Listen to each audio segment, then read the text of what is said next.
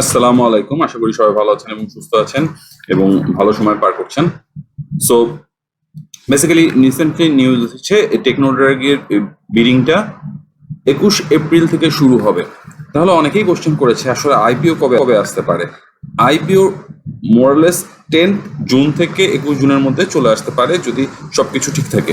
এবং আরেকটা ব্যাপার থাকে যে হলো সাবজেক্ট টু মার্কেট কন্ডিশন যদি ভালো থাকে, কোম্পানি যদি বিএসসি যদি তখনই রিলিজ করে দেয় তখন অবশ্যই এটা আসতে পারে। এবং ফাইনাল প্রসপেক্টের রিভিউয়ের পরে একটা ডিসিশন থাকে যে ফাইনাল প্রসপেক্টে যদি কোনো নেগেটিভ নিউজ থাকে অথবা কোনো ইনভেস্টর যদি ক্লেম করে তাহলে তখন আইপিওটা একটু বাধাগ্রস্ত হতে পারে। তাছাড়া 10 জুন থেকে 21 জুনের মধ্যে আসতে পারে। সো টেকনো ড্রাগের ব্যাপারে আরও আমরা বিস্তারিত জানবো এই ভিডিওর মাধ্যমে। সুতরাং ভিডিওর সাথেই থাকবেন, চ্যানেলটা দেখবেন এবং সাবস্ক্রাইব করবেন।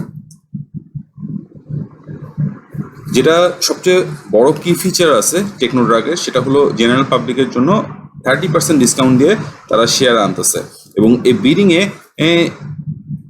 মিনিমাম বিডিং ভ্যালু হলো টাকা 20 লাখ। এলিজিবল ইনভেস্টর হলো তারা যারা 3 করোড় টাকা, আমি ম্যাক্সিমামটা বলতেছি 3 করোড় টাকা 8 এপ্রিলের মধ্যে সেকেন্ডারি মার্কেট ইনভেস্টমেন্ট ছিল, তারা এলিজিবল ইনভেস্টর হিসেবে এই বিডিংয়ে পার্টিসিপেট করতে পারবে। ফান্ড যেটা রেইজ করতেছে সেটা প্রায় 100 কোটি টাকার মতো। এবং কি ফিচারের মধ্যে আরেকটু যদি আমি বলি, টেকনো ড্রাগের প্রিভিয়াস ইয়ার 2021-22-এর প্রফিট ছিল হলো 502 কোটি টাকার মতো, এবং যেটা কমে দাঁড়িয়েছিল হলো 2073 কোটি টাকার মতো 2022 এবং 23-এ।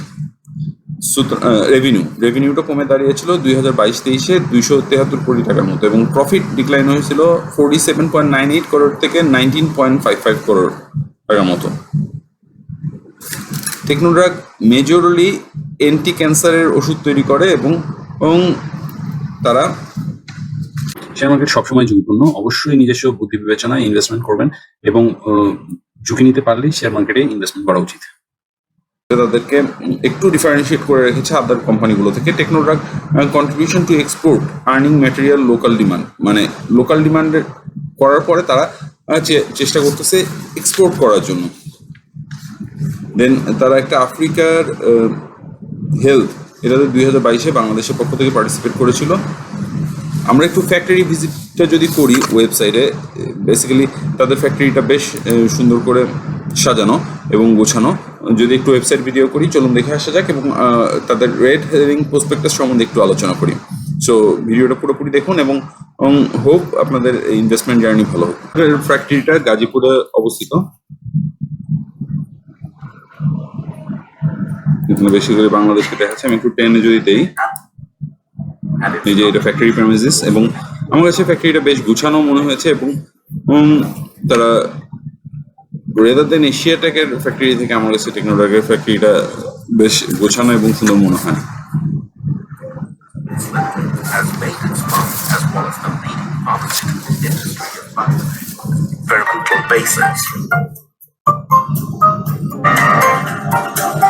Later, it became the barn in the region. ও তারা পশু পাখির জন্য মেডিসিন তৈরি করে।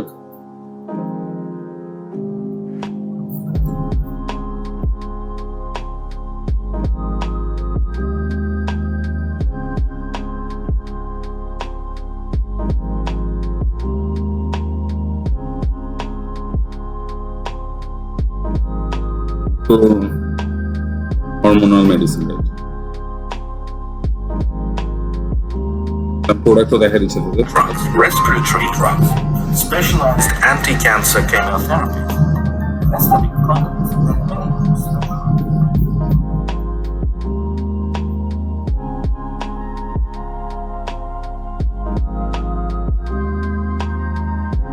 মশিনের ইউনিটটা দেখাচ্ছে এবার।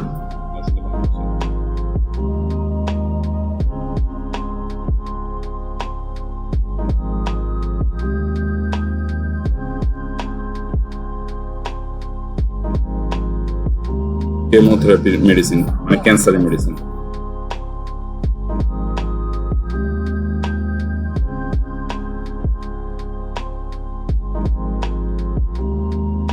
ইনসুলিন বা সিরিঞ্জ তৈরি করার জন্য তারা আরেকটা প্ল্যান্ট তৈরি করে।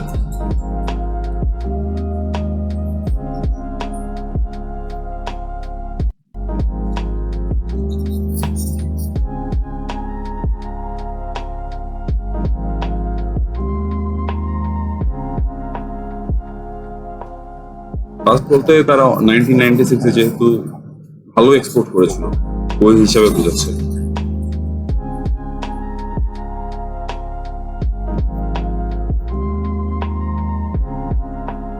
WHO থেকে সার্টিফাইড।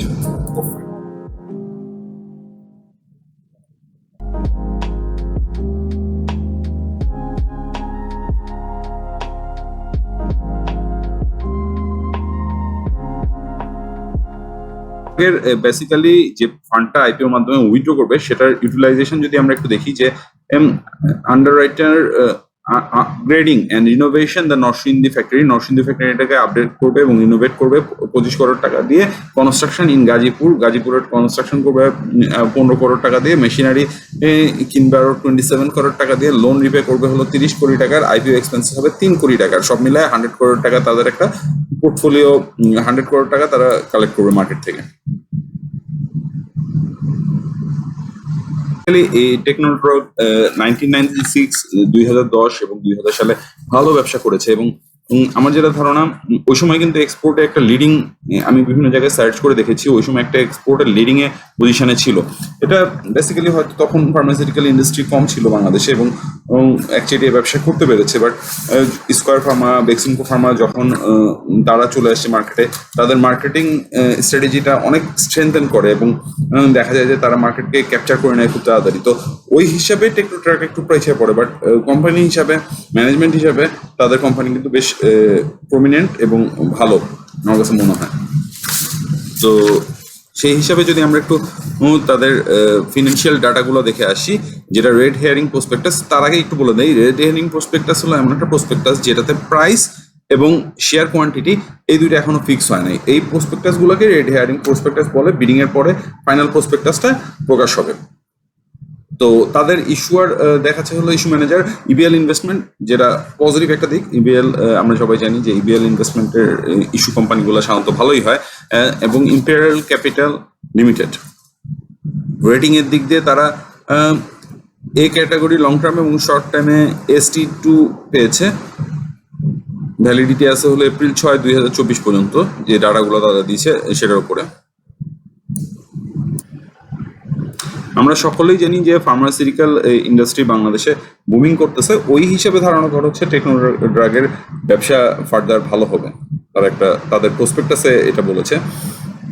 রেভিনিউ যদি দেখি আমরা 2019 থেকে, তাহলে 2019 থেকে কিন্তু রেভিনিউ কন্টিনিউয়াস একটা গ্রোথ দিকে এসেছে 2023 পর্যন্ত। বাট 2022-এ কিন্তু তারা খুব ভালো ব্যবসা করেছে এবং 502 কোটি টাকা আমি যেটা বলতেছিলাম সেরকম ব্যবসা করেছে, যেটা 2023-এ এসে 273 কোটি টাকার মতো হয়েছে। গ্রস প্রফিট মার্জিন তাদের 273 কোটি টাকাও যদি ব্যবসা করে থাকে, র মেটেরিয়াল প্রাইস কিছুটা ইনক্রিজ হয়েছে, হয়তো সেই কারণে রেভিনিউ বা প্রোডাকশন ইউনিটে কিছুটা হ্রাস হয়েছে।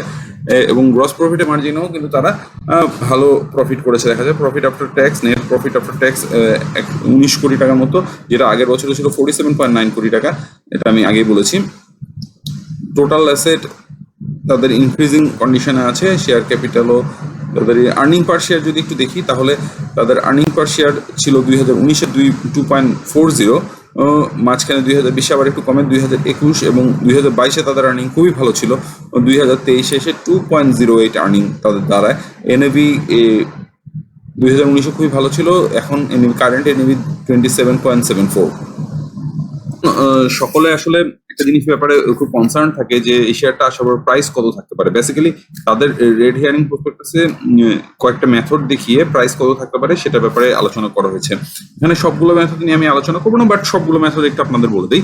যেমন শেয়ার প্রাইস নেট অ্যাসেট ভ্যালুতে যদি দাঁড়ায়, যেটা equity based valuation with revaluation reserve 27.74, net asset value equity based valuation without revaluation reserve 22.57, earning based value per share based on overall market P এর সাথে যদি কম্পেয়ার করা হয় তাহলে 46.61, earning based value per share based on pharmaceutical sector P তে যদি যায় তাহলে 57.16, average market price of similar stock based valuation, এটা একটু ডিফিকাল্ট, 384.92। সবগুলো স্টক তো আসলে দেখা গেছে যে সবসময় ভালো করে না এবং কিছু স্টকে বড় বড় গ্যাম্বলাররা ঢুকে প্রাইসটাকে বাড়ায় দেয়। তো ওই হিসাবে যদি হিসাব করা হয়, টেকনোড্রাগের 384 পর্যন্ত যেতে পারে, এটাই বোঝাচ্ছে।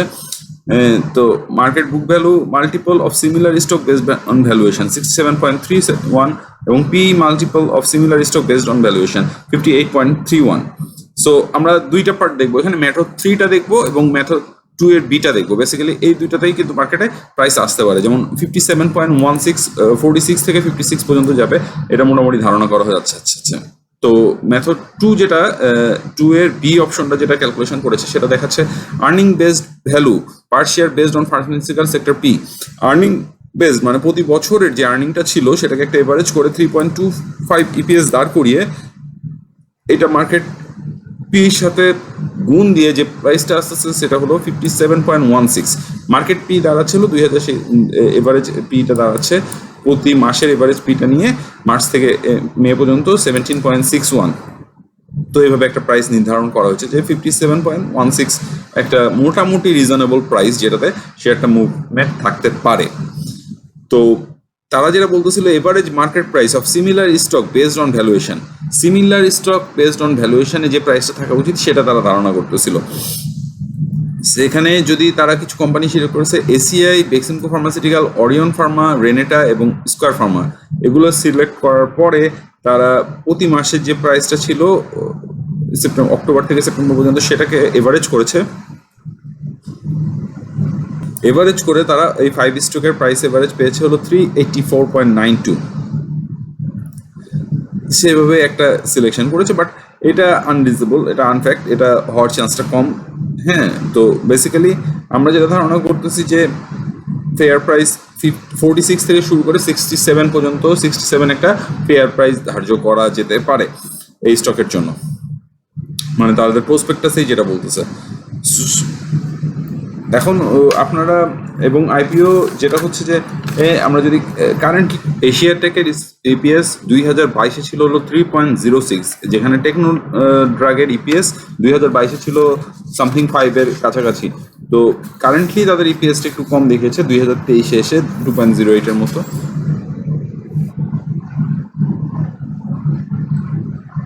ডেট টু ইকুইটি রেশিও হলো 1.04, একটু বেশি, বাট তাও রিজনেবল কন্ডিশন আছে, মানে খুব বেশি না, একের নিচে হলে ভালো হতো। এশিয়া টেকের 2022 ইপিএস ছিল হলো 3.06, আমরা এখানে দেখতে পারতেছি পি রেশিও অ্যারাউন্ড 19.45 এর মতো ছিল, যেখানে টেকনো ড্রাগের যদি আমরা একটু দেখি তাহলে 2022 ইপিএস ছিল 5.10, যেটা কিন্তু বেশি, এবং কারেন্টলি ইপিএস দাঁড়ায় ছিল 2.08। সো ওই হিসাবে প্রাইসটা সেট হতে পারে, বাট টেকনো ড্রাগের কিন্তু পোটেনশিয়াল ভালো। সো আপনারা আপনাদের বিনিয়োগ অবশ্যই বুঝে শুনে করবেন এবং আপনাদের বিনিয়োগ ভালো হোক, ভালোভাবে আগাক, এটাই আমাদের কাম্য। আমার চ্যানেলকে অবশ্যই সাবস্ক্রাইব করবেন এবং আমার ভিডিওটাকে শেয়ার করে দিবেন, লাইক করবেন। Thank you all.